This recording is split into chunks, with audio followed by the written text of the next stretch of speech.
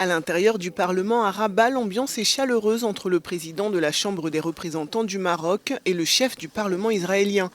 Les deux hommes ont signé des accords parlementaires qui témoignent de la volonté des deux pays d'approfondir leur coopération. Cette visite, qualifiée d'historique, est le premier déplacement officiel d'un président du Parlement israélien dans un pays musulman. Mais ce rapprochement ne plaît pas à une partie de l'opinion publique marocaine. Devant le Parlement, c'est une toute autre ambiance. Une centaine de manifestants s'est réunie pour protester contre la présence du président de la Knesset. Un rassemblement à l'appel d'une organisation locale pro-palestinienne.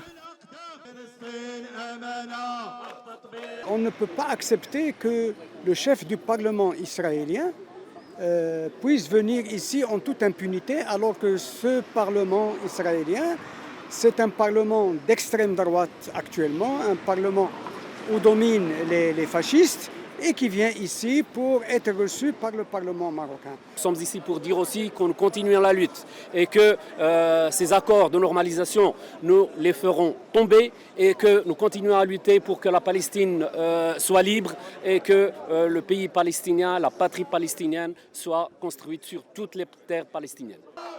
Le Maroc a normalisé ses relations diplomatiques avec Israël en décembre 2020 sous l'impulsion de Washington. En contrepartie, les États-Unis ont reconnu la souveraineté de Rabat sur le Sahara occidental. Le Royaume espère désormais qu'Israël, à son tour, reconnaîtra la souveraineté du Maroc sur cette ancienne colonie espagnole.